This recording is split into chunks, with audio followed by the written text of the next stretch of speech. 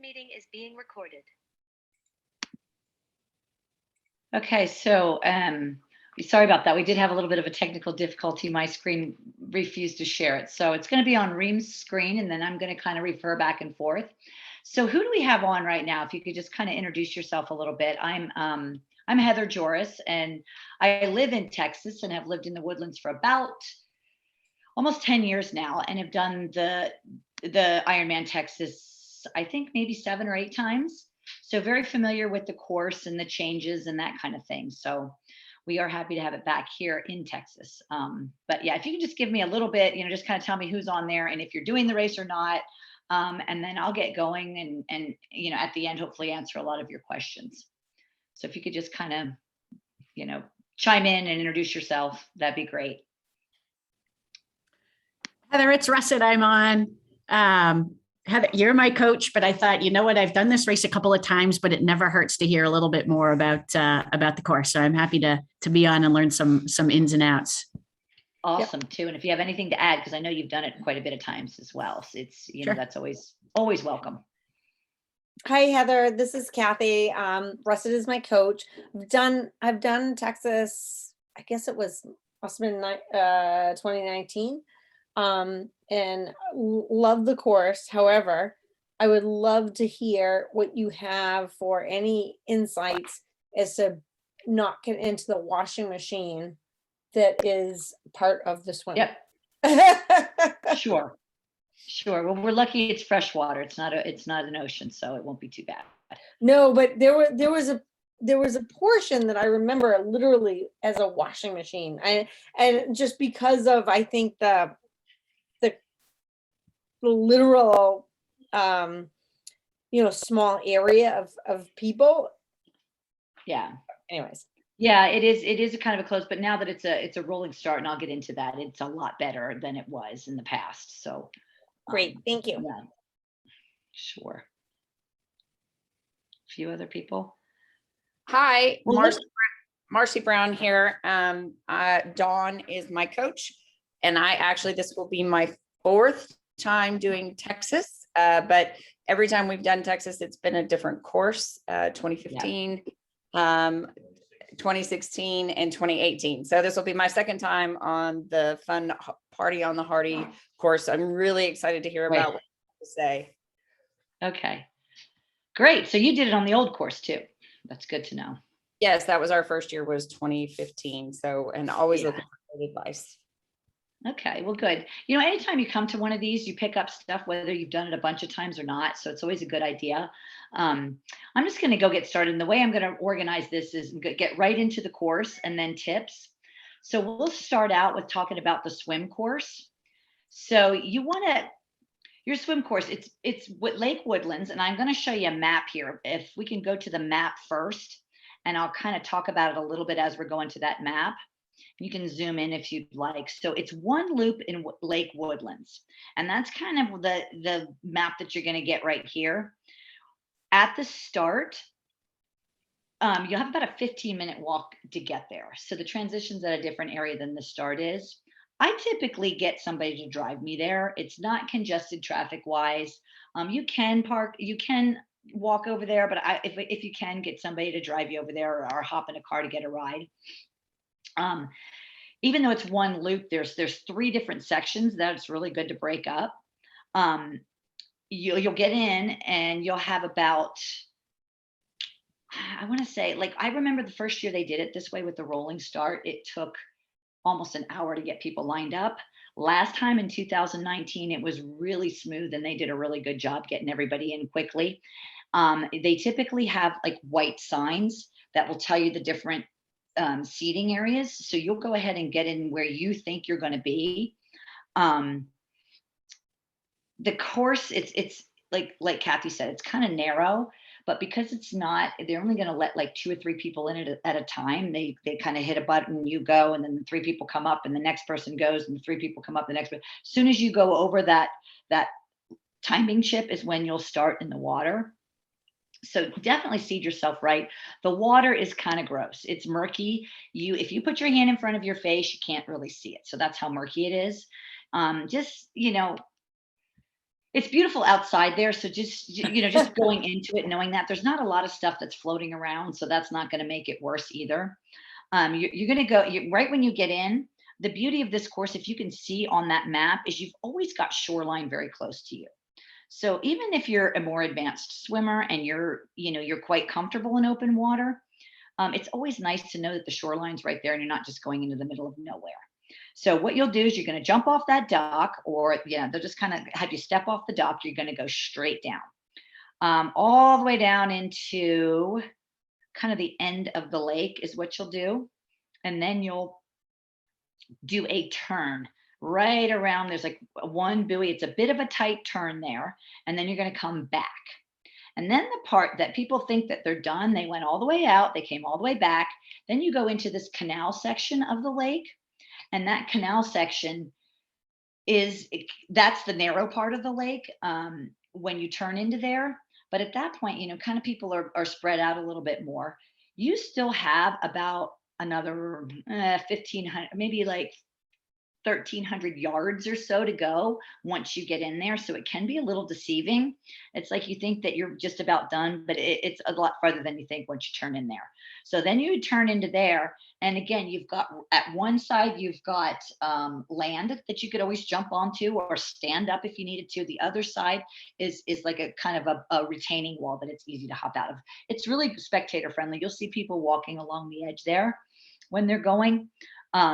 So, some of the big things that you want to do when you get in, as far as the water temperature, you're going to find people all week long. It's not very atypical of any other Ironman, but all week long, they're stressing over what the water temperature is going to be and whether it's going to be wetsuit legal or not. It is a very shallow lake. So those water temperatures can change very quickly.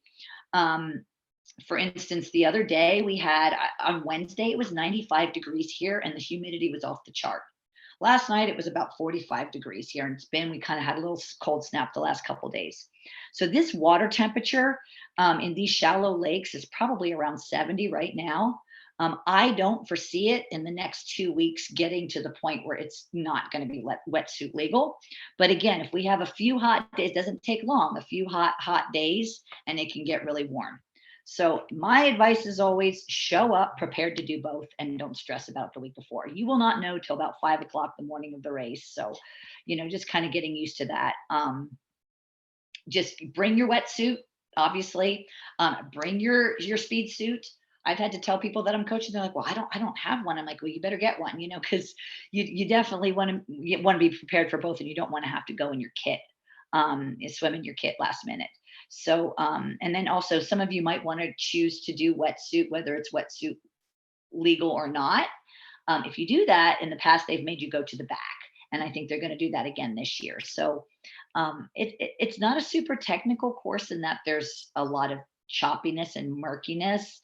Well, murkiness there is, but a lot of choppy water. So it should be pretty, once you get in there, just kind of gather yourself, get into a rhythm, and it's like one big swimming pool. When you're coming back, after you've gone in and you're coming back, before you get onto the canal, you will have the sun in your eyes. It does make it a little bit hard to see. I always tell people, make sure that you get out there and you spot and you find something on land that's taking you toward the buoy that you want to go, just to make sure you don't have that murkiness. I mean, that sunshine that's kind of making it a lot harder to do that. Let's talk a little bit about the rolling start. Because here you are, you're setting yourself up for a long day. And if you don't get in the right position for that, it can make that swim a lot worse. They will feature a rolling start that you self-seed. And the big thing here is self-seeding. So I'm going to go on to that screen where it says the rolling start there. I think it's the next one up. Self-seed into what you believe is your estimated finish time. If it's not wetsuit legal, generally, and most of us are used to wetsuit legal races, generally you subtract about 4 to 5 minutes to your wetsuit legal Ironman swim. But again, you just want to be in the ballpark. It's not, I think last year they even went by 10, or in 2019, they went by 10-minute waves. So, so get yourself sort of in the middle of that. You don't have to swim with a ton of people around you. And the reason being, they're kind of making it, again, only 3 people can go off at a time. you've got plenty of room. And if you seed yourself properly, you're not going to have people swimming over top of you, and you will not be swimming over top of people. I'll mention the cutoff time, although I don't like to dwell on it. I think, most of us getting out there ready to go don't have to think about that cutoff time. But typically it is the cutoff time from when you get in the water. But with that being said, sometimes they don't, if you've left at, let's say, the 2-hour point instead of the 2-hour and 15-minute point, in your rolling start, you have a better chance of completing it, because you're going to have those people pulling you if that's a concern of you. Also, the advantage of this is when you're swimming with people that have the same ability as you won't be overtaken by the stronger swimmers. And it's like one narrow, really long string of people that you'll see in the lake. They have plenty of kayaks out there. I volunteer on a stand-up paddleboard a lot of times when I'm not doing it. And you can go from paddleboard to paddleboard to paddleboard if you're not feeling real comfortable. It usually takes about 10 to 20 minutes to get all the swimmers in the water. So once they start rolling you in, it goes pretty quickly. Like I mentioned before, they have the white signs on the shore for self-seating. Some of the tips for the swim, I always tell people stay as warm as possible before the swim, and that's if it's not boiling hot out.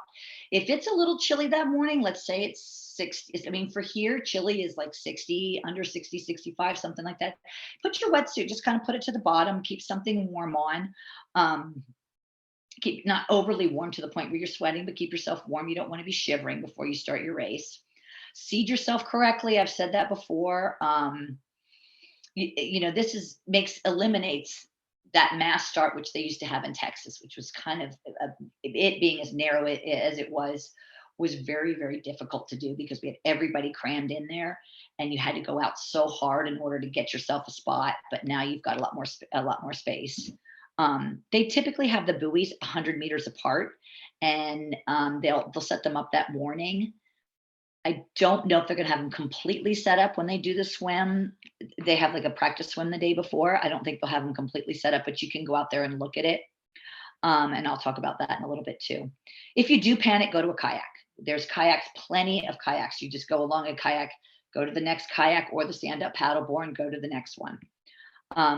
If you get people kicking you, obviously you want to just kind of swim with a little bit tighter with your hands in front of your face. I always remind people to make sure that you bring 2 or 3 sets of goggles just in case something happens that morning. Also, your race chip, you have it around your ankle, pin it so that it doesn't fly off. It's not that big a deal if it flies off, but it might panic your family back on deck if they come in and they can't find you anymore. And then you have to go to a little area and get another one. So just put a pin on it. Just mentally relax. I know that in the water, it's a closed environment. You don't have a lot of control over it. And that tends to be why a lot of people will panic and be a little bit more fidgety, regardless of their swim ability when they get on that swim. One thing that I was talking about too here, bringing in the buoys being 100 meters apart. So sometimes I think they do a pretty good job anchoring them there, so they're not going to kind of float away. It is not a super fast swim most years. In fact, last year or this past October, they still had a competitive field, even though it wasn't as big. There was only about 10 people that went under an hour. So don't get caught up when you get out at looking at what your swim time was and being like, oh my God, it was so slow. That might have been the fastest slow time of the day. So, don't get yourself too caught up in an Ironman swim time. They usually do a pretty good job at the distance, but if looking at other people's Garmin's, which are not completely accurate, but usually, you can find a 200 to 300, 200, 300 yard difference.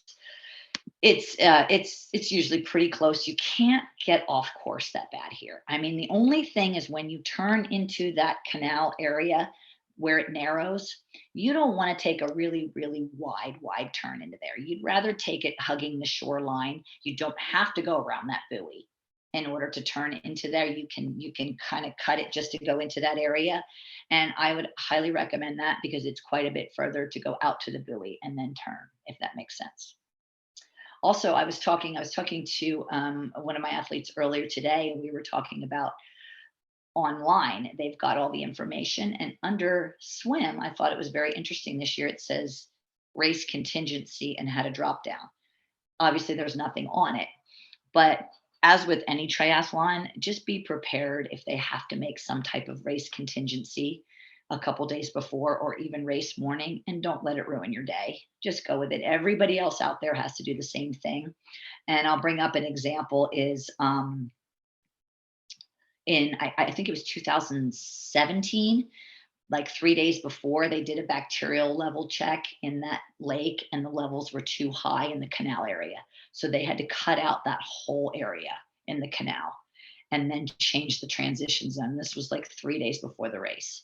Not a big deal. A lot of people panicked about it. You still went your same distance. They just brought you out a little bit further, brought you over and back a little bit more. So they were able to add on to the course and make it wider and make you go around buoys. But they did a really, really good job last minute of getting all the bikes into the transition in that little park there and everything else. So just, I mean, if there is anything with the swim that changes, just roll with it. Again, there's not much you can do. And they did the same thing with the bike course along the way. So just, be open to that and roll with it just like you would anything else. Does anyone have any questions specific to the swim course? Heather, you I'll said be out there that, that morning. What's that? sorry, I was going to say, Heather, you said there'll be wetsuit strippers, you think, if it is wetsuit legal? Yes. I saw only because I'm on the volunteer page and they were asking for volunteers for that. So yes, they are planning on having wetsuit strippers, which is a big help. And I'll go over the transitions, but that's one of the things when you get out of that swim, just lay there and let them strip, let them do half the job for you, which is great. Take your And watch they off. might even have them for your speed suit if they have them out there, and they will have changing tents this year. I know that was something that people were asking about. So I'm going to go on to, and I'll hit some of the transitions too, but I'm going to go on to the bike course. Heather, Oh, what's that? quick question. So you were talking about that canal area, and Yep. I don't know. So I did the race in 2019, and I don't know if this is the same area that I'm thinking of in my head, but there was one place where I felt like it was literally a washing machine. And I don't know how I'm interpreting it, what you were saying about like going inside the buoy or outside the buoy, or what you're I think you suggesting. felt like probably the washing machine area was probably that narrow area all along that canal. It's Yeah. because they take everybody from the thick area and they all kind of converge in there. Yeah. And everyone goes around that buoy to get in there. Whereas if you kind of cut, again, you're not cutting the buoy, you're just kind of taking the shoreline to get in there. It is a bit choppy with a lot of bodies around for the first time once you hit that area. Is that the area you're thinking about? It was like after you had already done about maybe like 2,800, 3,000, you had about. Oh yeah, this was like, I feel like it was like the last third of the swim. Yeah. Yes, it was. It's in that canal area. It's a little narrow. I think it's better now because they've built some homes right along there, and there's not the two concrete retaining walls along the way. There's one on the one side, but the other has like a grass area. So, but yes, it can get a little bit choppy in there, but know that you're almost done. And that at any point along there, if you just move over to either side, you can stand up. I don't think people realize that in there.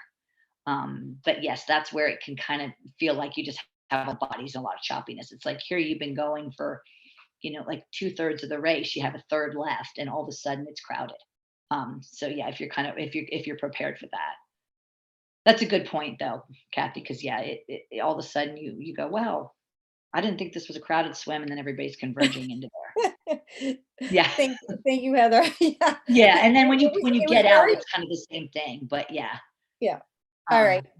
Thank you. I think they do a better job now of having a wider area to get you in there. And it helps a bit.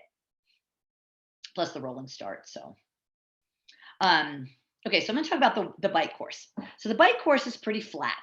I don't know any of you that are on that have never been out here, don't know anything about it. It is a highway that they have closed down, which is lovely. And we're using one side of that highway. It's called the Hardy Toll Road. So It's very flat except for some rollers on exit ramps that if it's really windy at the same time, you can feel like it's kind of a nice little climb. Um, I'll talk about the wind a little bit because I had 2 questions from people today that called me. It's like, oh my God, it's so windy. What am I going to do? I'm like, well, today's windy, but we don't know what it's going to be like that morning. So it can be super windy out there. But the nice thing is if you've got that headwind going out, you're going to turn around and you're going to get an incredible tailwind coming back. And I'll talk about that a little bit because you want to be careful with that. A lot of people felt like they had to make up time when they turned around each loop for the tailwind, and they weren't getting their nutrition down, and they were just kind of flying. And that was this long section that they didn't get their nutrition in. Plus, it can be so fast that you're not comfortable in that aero position and drinking and that kind of thing at the same time. So just kind of watch that. I like this course in that you can break it up into sections. I'm a big believer in taking that big picture of an Ironman and breaking it up into sections and having a goal and a plan for each section. So the Hardy is set up beautifully to do that. And you can break it up into what I call 20-mile sections. Again, give or take a couple miles here or there. So basically, you're going to get on your bike and you're going to do this about 20-mile section to get out to the Hardy. And it takes you down Woodlands Parkway and back. This is a point where you just kind of want to get yourself situated. You're not trying to hammer. You're not trying to go fast at this point. You're kind of really holding back because you know you have a long day. Get your nutrition settled, that kind of thing. It's about 20 miles. You go through some neighborhoods. It's a bit, some stoplights, that kind of thing. Then you're going to get onto the Hardy. You've got about 20 miles to get to the end where they're going to do you a turnaround, which is like basically a lollipop turn. You'll turn around and you'll come back. The out section is where you could possibly get those pretty big headwinds. So if you get them, no, you know what, I can deal with this for about 18 more miles, and then I get to turn around and fly. So you'll turn around, you'll go about 20 miles back down the Hardy, and then you'll turn around again, repeat it, go straight down, could be into the wind again, get yourself set up to be ready to go. That's kind of a hard part of the race. You'll turn around again, go all the way back down, and then you've got that 15 to 20 miles to get you back into town and back to the transition. And that's again through some neighborhoods, that kind of thing. So it's really a nice race to break up into 6 sections and have kind of a goal for each section. I don't know how many of you did it. I guess it was 2000. I can't remember what year that was, where drafting was an absolute nightmare. They had a huge drafting problem. There were major packs. I had people doing the race that, were doing 30 to 40 minutes faster than they'd ever done in any other Ironman course.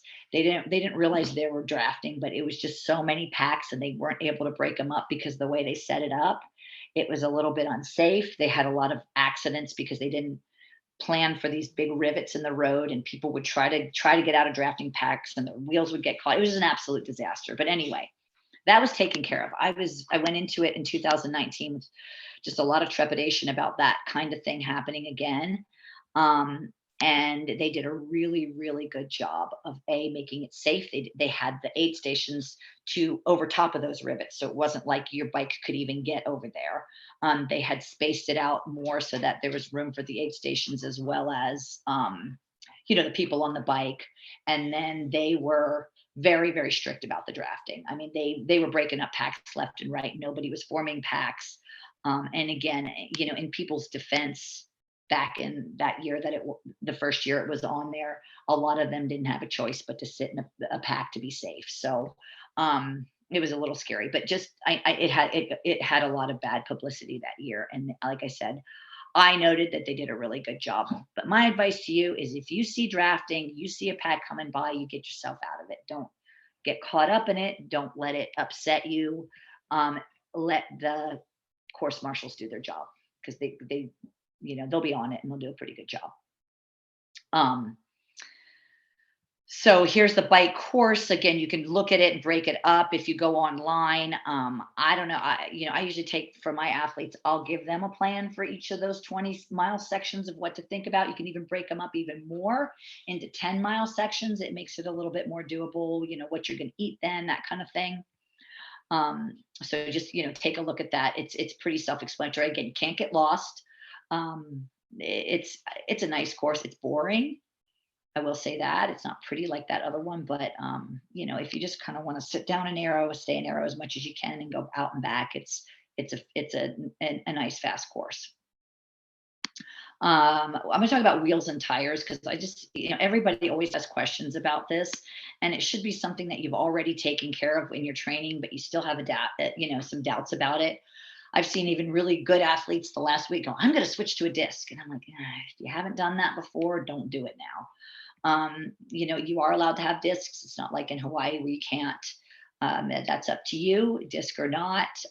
You know, I'm always, if you're a light rider, like if you're a light person, like some females that are super light, you know, disc you might not be super comfortable with because it might blow you around a little bit more. Aero helmet, obviously, if you have one, but again, it's not necessary. And make sure that you practice with whatever wheels you're going to be riding with. Don't put them on for the first time right there on race week. Get on them, do a couple rides on them, make sure that you're comfortable with them. Some of those deeper dishes, again, if you're a light rider, will kind of push you around a little bit. When you're in the wind, just relax. Just kind of relax the upper body. You don't want to get uptight because the wind's kind of grabbing your wheel, just nice and comfortable.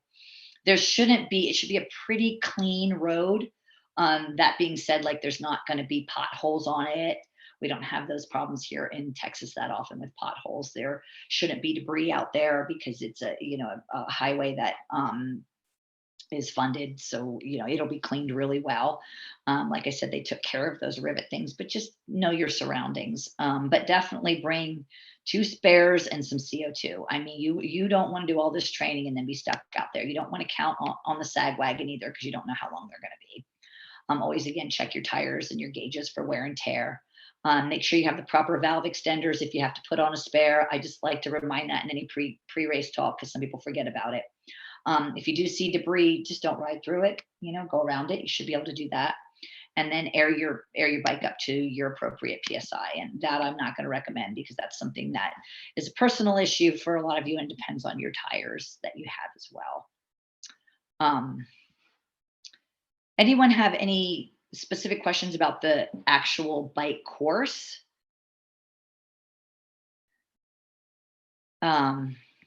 Like I said, don't let the wind, if it is a super windy day, don't let it mess up your day and think that it's going to last the entire day. It's not like if you've ever ridden out in Hawaii or anything like that, it's super windy and can stay like that for 2 hours at a time. This will pass as soon as you turn around. I'm going to go over a little bit about penalties just because, and I do that kind of when I'm talking about the bike here because it's something that you want to remember. Remember your helmet chin strap. And I'm going to let you know this too, because we once had athletes the week that you're riding around in town, once you've checked in for the race, you are supposed to have your helmet on with your chin strap buckled. I like to remind people of this. I don't know how strict they'll be, but I've seen people that have been disqualified for the entire week because they're out on a training ride or they rode their bike out of transition for some reason and were on the bike and didn't have their helmet on with a chin strap. So just beware of that when after you've checked in and you're riding around that week. Something to always remember. Obviously, you want it strapped as soon as you touch your bike coming out of transition and coming in. The race number, it has to be worn on the bib on the run. I don't think they have you wearing it on the bike anymore. They'll give you a bike frame sticker. Littering, they're very strict about littering. Like any Ironman race, you cannot throw your stuff. You have to throw it into, obviously, if you're right beyond it, they're not going to be picky about that, but they'll have an area when you go into the aid station that you'll throw your stuff and you'll pick up the others. You can't just toss it out in neighborhoods or in non-trash areas along the coast or along the course. That'll give you a penalty. You can't have communication devices like MP3 players or audio, cell phones, that kind of thing with you, unless they've changed that. I can't remember if they've changed that, but I think it's still the same thing with cell phones. No outside assistance. You can't ride or, have somebody ride along with you or run with you. Remember that if you do get a penalty, that they have a penalty box that you have to stand in. don't fight it. Just go to the penalty box, stretch while you're in there, get some nutrition down, take advantage of it. I mean, it's not ideal, but again, it's certainly not going to make or break your day. So just, read up on that, make sure that you've gone through your race packet and you know all the rules so that nothing kind of throws you off. I'll go right in from here onto the run course. The run course is, I think it's a really pretty run course. You got plenty to see. However, it is very hot. If it's a hot day that day, your run course, it doesn't offer a lot of shade. It's very flat. I don't think there's one incline. I mean, maybe you have a tiny little incline, which you kind of are looking for at that point, going up toward the mall, but nothing that you have to think about. But it is hot and very hot and hot. So make sure you are getting everything down on the bike to prepare yourself for that on the run. Don't get up against a wall early. It's broken up into 3 loops. And within that loop, it has a few out and backs in it, but it's pretty much 3, big loops that are exactly the same, each about 8.2, 8.3 miles. 8 stations are very well manned. They're a mile apart. They have everything you need in there. Like I said, again, very little elevation and shade is not abundant. It's very spectator friendly. So you'll see your friends and family often. You're going to feel sometimes you're feeling pretty good right after you get out on that and start running and you overpace it a little bit. Just make sure you're getting down your fluid, your salt, your nutrition all the time. There is one little shaded area along the way, probably at about mile 3 to 4 on each of the loops. And let me tell you, when you hit that, you're just so happy that you're back out there in the shade. I had someone ask me if they're going to be doing sunscreen this year, because I know they didn't do that because of COVID and the last couple of years that they were bringing stuff. I'm pretty sure they will. They're usually pretty good about that. And it's typically right when you leave transition, and then each time you go through that part of the loop again, there'll be people that are able to put sunscreen on you. I would cover, if I were you, I would wear something to cover your shoulders, or you might get pretty bad sunburn from being out there on the run. Here is the run course. If you get there in time, you can take your bike and just kind of ride it along the paths. I mean, not like you're going for a nice, for a ride where you're trying to go hard or anything, but it is kind of nice to go and ride through those neighborhoods and areas and kind of have a good idea of what you're doing when you're out there. Like I said, it's pretty. There's a lot of spectators along the way. The people in the 8 stations know what they're doing. They do a really good job. No significant hills or changes. So, you just want to make sure the biggest thing is just getting your nutrition down and all that. And every single 8 station there, take advantage of them. Any specific questions about the run course before I go into transitions? It's also, it's almost impossible to get lost. So, you just go mark the whole way. Break it up into sections. I typically break it up into 6 sections, half of each loop. So that's 6 different sections as you're going along. Kind of makes it seem more doable as you're going along. Thanks, Heather. Transitions. What's that? Sorry. So I just had a quick question. You were talking about like the run course. So I am pretty good about taking enough salt in, but just curious as to your take as to, what amount of salt that you should take in, on the bike, and then the run course. I mean, obviously it's very, athlete specific, blah, blah, blah. And yeah, I work with Rusted on this all the time, but just, would love to hear your insight as to, what you think about the normal intake in Texas versus that's a really good question, and I'm gonna hit nutrition on here, even though like you said, it's very individualized and everybody has their own fueling plan. But I'll just say this before I go into a little bit more specifics. You want to go to the high end of your fueling plan on everything. So, a lot of times our fueling plans, when we do them through core diet, they're for, an 80-degree low humidity day. Okay. So I have gone through where my fueling plan has me doing an hour or a bottle and a half per hour on the bike. And I took down 3 bottles every hour because it was that hot. And that gave me enough sodium and etc. I can bring up too. I had an athlete that did the one in October, felt sick to her stomach going out on the ride, and decided that she didn't want to take in as much liquid. And it got hot, even though it was October. It did get hot on the run. It wasn't super hot, but it got pretty humid and hot, which you will have on the run. She didn't take it in, and then on the run, I was kind of on the mountain bike. I'm like, "How much salt have you taken in?" She's like, She spent a week in the hospital with hyponatremia afterwards. It was kind of scary because she stopped too soon on the bike. So you want to make sure that you are taking in what your fuel plan tells you and some. So talk to the person that did the fuel plan. But certainly don't skimp. Bring extra with you. It is very simple to lose your salt while you're running. Aid stations don't always have as much as they need. Gatorade Endurance has it in there, but you will need extra salt supplements. So pack some. I wrap it in a little baggie and just pack some extra salt tabs or base salt, whatever kind you use along the way.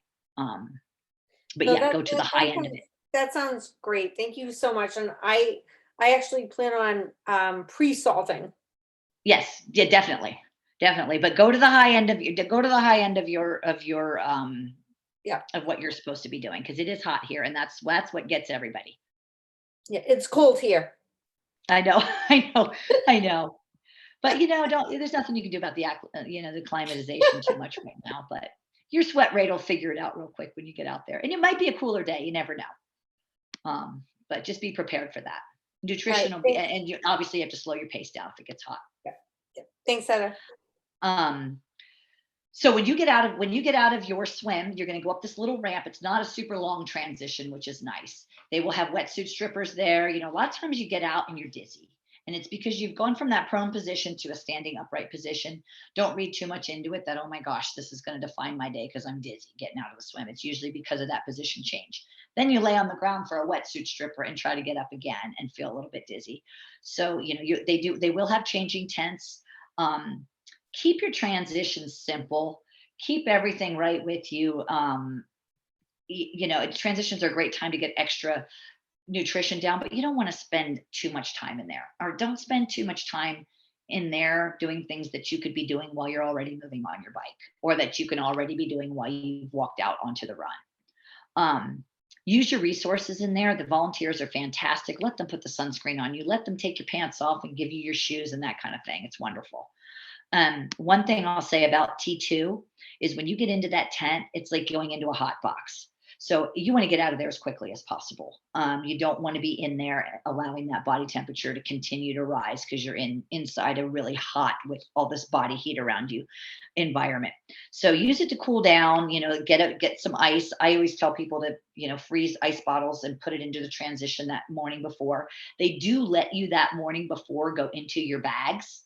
A lot of races don't let you do that. They let you go into your bags that morning so you can put anything you might have forgotten, or put an ice water bottle in there for the next day, or for later that day, which will be still a little bit icy, but also just a nice way to cool down. Don't rush it, but again, get in and out, stay relaxed, kind of get things right. I always give this advice when I'm doing a course talk: when your nutrition that you want on your bike, don't just put it into your pockets and then throw a jersey on. It's liable to fly everywhere. I'm a big fan of a fanny pack, and just stick it in the fanny pack and you buckle it right onto you and you're good to go. If you do put it into jersey pockets, tape them shut, because when you're pulling things out, or somebody else is pulling them out for you and trying to help you get dressed, they can fly all over the place. Again, I'm going to go through nutrition a little bit, and just kind of, what to expect on that course and how they do it, but bring this stuff with you that you want to have, even if they have it on the course. With that being said, except for Gatorade Endurance, there is no way you can bring 13 bottles of powder, if that's what you have to take, or double your fueling plan for that kind of long day of that type of thing. But as far as the gels and that, you can have extras and keep those in your fanny pack or your pouch. Also, don't forget your race number when you leave transition. They're pretty good at reminding you too. I have some tips for like 2 weeks out. Obviously you want to get as much rest as you can, sleep more, eat well. Don't wait till race week. When you get here to Texas, the bike shops are going to be crowded. You don't want to have to count on buying anything here that you need for race day. I mean, if you absolutely have to, they do a pretty good job of stocking the tents. You can text me, call me, or people that live in Texas, and we can help you out. Make sure that you stay hydrated. And with that, not water, you want Gatorade Endurance. You want to start putting that down so that your gut's getting used to it. Overhydrating on that leading up to the race so that you're preparing your gut for the expectations. You should have been doing that with your training as well. Also, just kind of have a tool for every potential situation. Don't get carried away with that. I mean, obviously, to an extent, but make sure that you have kind of a plan if something doesn't go right. You are going to have peaks and valleys the entire day. You're going to be thrown curveballs as you're out there, and you just want to stay mentally focused and kind of straighten them out as they come along. Mentally, don't get caught up in everybody fretting about the conditions. I mean, the conditions are what the conditions are. You're trained for them. You're going to be out there in them with everybody else. About the water temperature, about things that you really can't control. I always tell people to stay off of those. I guess there's some social media sites that, just talk about every little thing that can happen that day. I always say to stay off of that. I don't think it's helpful. Keep your, I'm sure your nutrition person told you, keep your weekly caffeine lower than it usually is so that you can take advantage of a race day bump. Also, drinking alcohol a lot that week is not going to help you in any way, shape, or form. Mental tips, just, take the pressure off yourself, keep it into perspective. You want to go in with, it's good to be nervous. It's good to have, some anxiety. That means you care. And that's just part of it, but try to keep it at bay. Work on imagery, keeping things positive. What am I going to do in these situations? What am I going to do? Take these race course pictures, take yourself through it. How you're going to feel as you're going along. One thing that I always tell people is you will see an unbelievable amount of fit people and realize that you are just as fit and that you are way better prepared than they are. Don't let that mess with your mental game. You'll also see people out there hammering on their bike the day before. Just do what you're supposed to do. Don't worry about what they're doing to try to cram in an extra ride the day before. Worry about yourself, not everybody else. Most people will not drink enough, and they will overpace on the bike, and many will blow up, but you will not, because you've got a plan. You're coached by really good coaches at OutRival and QT2. You're going into it more prepared, and those are the things that can kind of derail your day. So just make sure you keep those in check. Stay off your feet during race day. Walking around the expo, do it earlier, in the day. And as soon as you get to Texas, if you're not living there, if you're living in Texas, I would get yourself checked in on Wednesday and be done with it. If you are not living in Texas and you get there, let's say later Wednesday, just early Thursday, get everything taken care of. Get on your bike, get it together as soon as possible. Friday, you'll just get to drop off your bike and rest up. That bike drop off gets crowded, but it's also exciting. Don't hang out there too long. Just get your bike done and take off and go back and get off your feet. Race day mental tips, focus on the things that you have control over, which we tell you guys all the time is attitude, pacing, and fueling. Focus on your targets, but don't get overly obsessed with one target in particular. Use them all. If you're on your bike, use your wattage. If you have a power meter, pace is sort of, it depends. Your heart rate as well as your RPE. Don't forget to take into account your RPE. Kind of take all of them together. You all will have a plan. Make sure you stick to it. Even if things aren't going right, don't completely deviate by your plan. Take care of it and go back to the plan. We all know that Ironman starts the last half of the run. So you want to get to that point feeling like you're in control and in one piece and ready to go. And you can do that by fueling, pacing, and then also just keeping a strong mental game. Gear bags. Those of you that haven't done an Ironman before, they give you these gear bags. It's a wonderful idea. They're all color coordinated for what you need. As far as special needs on the bike and the run, they're very easy to pick up the bike. I don't love them because you kind of have to, it can be a little dangerous as you're trying to stop and pick up your bag and can kind of throw off your routine there. However, with that being said, I always put one out there with extra nutrition just in case I drop everything. Some people like to put an extra tube in there just in case. You will not get the stuff in their back, but they're out there. On the run, you'll pass it 3 times, even though they tell you you can only get it on the 3rd loop. They have no idea what loop you're on, so you can grab stuff at any time. If there's anything you think you need in there, they do a good job with that, getting that to you. So those are the bags you'll get. Special needs, like I said, also the morning clothes bag. Plan on putting stuff in that morning clothes bag because you're going to have to walk to that start. And if you can't find the person that you're supposed to be, meeting up with after or whatnot, just put it in that bag. It will be there for you right when you get done. They do a really good job of that at the finish line.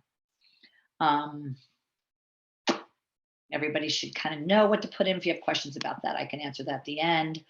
I like this little thing. Everyone has a plan until they get punched in the face. So again, you're gonna have ups and downs out there. There's gonna be times when you're not feeling well, but do not let it define your day. You got this. I like the logo this year, or the motto this year for Ironman Texas is "Come and Take It." So just get out there and have a good time. I talked about race fueling tips, and I know you've probably gone over this with your coach about peeing on the bike. You must go twice on the bike for a full in order to race to your ability. In other words, that means that you're hydrated enough. In this kind of heat, that's going to be really important. And this is just a very general guideline. I know you were asking, Kathy, 3 bottles the first hour to start with is a good thing to make sure that you start with on your bike, just so that you can get down what you do. I remind people all the time that once you get finished with the swim, you have not had anything in your body fueling wise or liquid for at least an hour and a half. Many of us a lot longer, even if we drank 15 minutes before we started. So you're starting a little bit depleted. You want to kind of catch up with that, right when you start the bike. Bring your electrolytes on the bike and the run. And again, go to the high end of your fueling plan. Stress can come in the form of heat stress, intensity stress. It's solved one way, and that's to slow down. Slow down. Think about what you need to do to change to feel better. Do it, correct your problem, and go on. You will have time. It's a very long day to correct those problems. I put this on another talk that I did, the on-course nutrition. I'm not sure exactly what they're going to have as far as the brands, but they will have the Gatorade Endurance. Usually they put orange on the bike and lemon lime on the run. Get used to those. People sometimes say, oh, they're too strong when they're out there. You should be used to it regardless. They will have water. Water on the bike is just for cooling the body down. You should be drinking the Gatorade Endurance. Usually they have bananas. They have an energy gel. I'm not sure which one they're using this year. Bring the ones that you like just in case. But then again, you've got backups. That's great. They used to have chomps. They had some kind of bar, and they always had salt. But again, bike, it's sometimes harder to grab them. So make sure you bring, the nutrition type stuff. Pack your own as well. As far as the run course, the same type of thing. They usually have cola as well. They have chicken broth after dark. Chomps, they usually give pretzels, fruit, bars, salt. Sometimes you'll get to it and you'll just go, I am craving whatever it is, pretzels, which probably means you need salt. So, take advantage of the aid stations and, but like I said, bring what you can. Most common mistakes is stressing too much before the race, which overtax your body. Misplacement at the swim start, and then you start to get panicky in it. Just place yourself where you should be.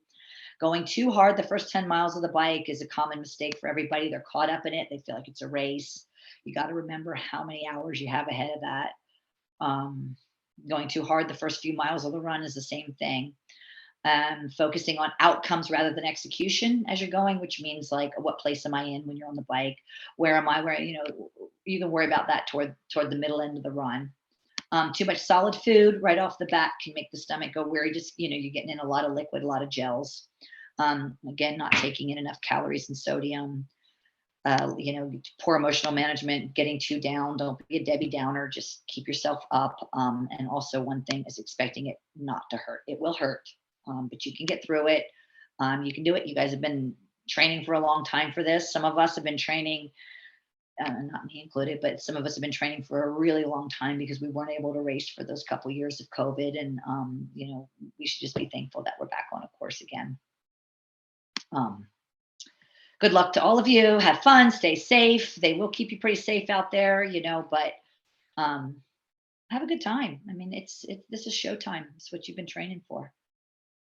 Texas does a really good job of making everybody feel welcome, and they have great aid stations, and they do a really good job with their volunteers. So you'll definitely be an advantage there. Does anyone have any questions?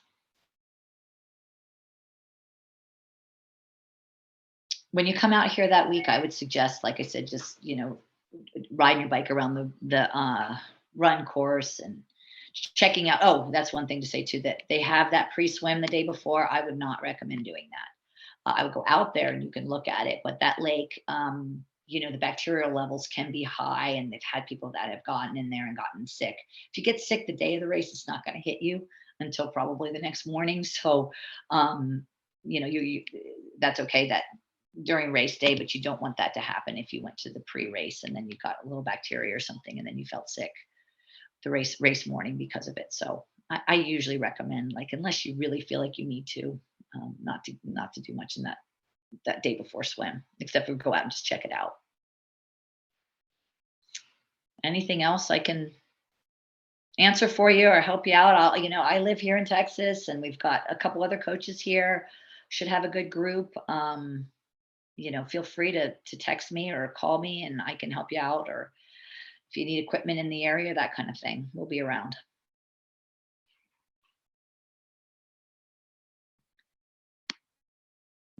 No questions? All right. Well, thank you. Thank you for attending, and read your race, all your race information and your rules, and we'll see you next week. Thanks so much, Heather. Thank you. You're welcome. Thanks, Heather. Bye.